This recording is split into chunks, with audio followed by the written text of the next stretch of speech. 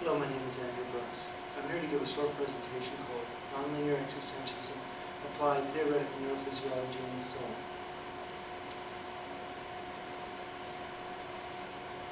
To begin, the basis for all these various types of neurological sciences and applications of the science is a theory. The theory was stated in a paper that I wrote called On the Significance of Amplified Macroscopic Probability in the Optimization of Learning. Basically, what I've concluded based on the information and other evidence that there is within the cerebral cortex in the sixth layer, V1B, basically an electromagnetic producing series of neurons that affect the surrounding tissue. Based on that, I've devised a new type of existentialism called nonlinear existentialism. Also, I've applied the theory in a section called the Applied Theoretical Neurophysiology. What I also have showing the applied theoretical neurophysiology is a graphical curve, a representation of this, and lastly, the soul and a review. Basically, on theoretical neurophysiology, as stated in that paper, what I've done is I've come up with an ideal solution of the binding problem, basically having electromagnetic unilateral emission from V1B layer of the cerebral cortex. Through producing this unilateral emission, what it does is allows for the binding problem to be solved, therefore that there's allowed for a temporal interphase of the information coming in the system, allows the system or the individual to be viable. Once you've taken that, so the primary outcome is going to be the divergent elements of the neuronal streams of our temporal interface allowing bounding to occur. This change is brought about by a minor alteration. There's a rhythm that's produced by the EM that goes from the source, the V1B layer, in the surrounding tissue and sets up a sort of rhythm.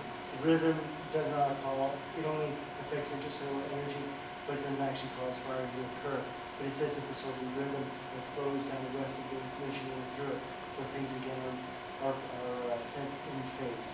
The secondary outcome is the input from the EM layer continues to increase. This leads to more alteration in the quantity of the signal passing through it. The difference between the input and the varied input produces inconsistencies, which allows the development of the individual. This will be considered later. The tertiary outcome, the third one, is that the EM layer reaches a stable maximum of energy. This results in growth of the nervous tissue, which is also called galvanotropism. That is nervous tissue which moves towards a magnetic force.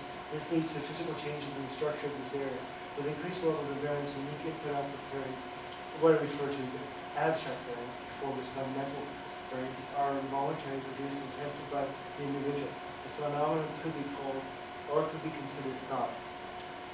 What we basically have next is, once you've taken these ideas and taken into a grander scheme concerning for a philosophy, what I've come up with is nonlinear existentialism. Basically, when you put an EM layer, an EM force within the system, it becomes now nonlinear. So therefore, nonlinear existentialism is similar to the basic tenets of existentialism, but what we're doing is emphasizing the etymology of standing up, emerging, coming forth, thereby emphasizing the importance of experience, guilt, anxiety, and the ontology of the being. However, NEL specifically defines the neurophysiological elements and then metaphysical outcomes of this subjective philosophy. Also, NEL also implies that the absurdity of life is an understandable function of the underlying matrix that produces it and how it can possibly be reconciled through Claudian's maturation. This is given in a section called Applied Theoretical Neurophysiology. In this section, what we basically have is 8 different stages of the maturation where you take the important aspects of the individual, their drives, the background electrical activity, the continuation of the individual, and in this case when we have the electromagnetic pulse that it's going to be changing things through bonding, through the incongruities up to thought. We have the 8 stages of simple balance, separation towards disorder, physical plateau, integration towards order, complex balance, metaphysical plateau, metaphysical resistance, and metaphysical acceptance.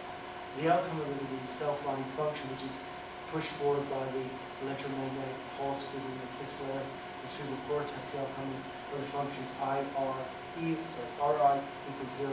Basically, residual, mean residual previous incongruities will be 0 overall. So the residuals residual incongruities equal to 0. We'll see how I come to that conclusion. Before doing so, we have to go and talk about background excitation within the nervous system. Basically, we have three premises. The first, primary needs can be divided into continuous and episodic primary needs. The continuous ones, the heart rate and breathing, what they do is basically produce a background level excitation that the system needs to do in order to survive. The episodic, which are going to be food, water, and thermal regulation, occur given the system, the environment around them, and changes within the system. The episodic ones can actually alter the primary ones, and the interplay between the two is going to cause variation that will be shown. Primary continuous needs produce a positive background of electrical activity in the CNS, which is modulated by the primary episodic needs. Lastly, during the organism's development, the episodic primary needs are most often associated with environmental cues, and that again is going to cause the fluctuation in the system that I'm going to be showing. So basically, very briefly, this is just going to be a stylized form of what's going to be happening. Through the interplay of the binding of the incongruities and also with thought, basically what we have is you have a system that does not have an individual, then you have the separation of the individual, then you have a physical plateau, then you have a reintegration through interplay between the inconsistencies, the developed energy states that are produced by that, and through the course of this what happens is an individual is produced, and through the inconsistencies being reduced and no longer affecting the excitation within the brain as much as it should, what happens is that the individual becomes back into a settled state within the system. But later on what happens with the severing of the secondary associations with the primary needs, what happens is the individual still has the primary needs, but with the splitting of the secondary associations, because they're originally associated with inconsistency, incongruities, which because this amount of disorder in the system, those are separated, so the primary needs are still important, they still continue, but the environmental things that they're related to, therefore being associated with the environment, secondary needs, they're being diminished. So what you have here is you have an increase in order within the system. This order is being produced because thought, in this case, is interacting with these previous residual incongruities, and they're being reduced over here. So what we do is take this and this, and the overall effect is basically, hopefully, 0. So in this idealized case, when you have a self-lying function, the idealized outcome would be actually the 0, that the disorder that's caused at the beginning with the production of the incongruities through the efforts towards getting externalized needs met, or internalized needs met through externalized cues.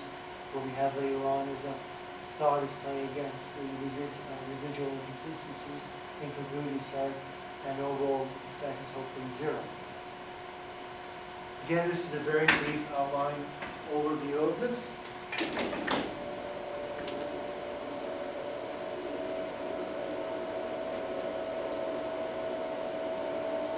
But in closing, again, this is very briefly, what I would like to do is just consider comparing the amplified and microscopic probability, again, the electromagnetic field within the cerebral cortex. Believe that it's in the 6th V1B in the cerebral cortex, and think of it perhaps as a soul, a secular soul. Both are immaterial, they're incorporeal, because it's going to be a force. It has had some substance in the way that it can be measured, but in itself is not a physical entity. It defines humanity.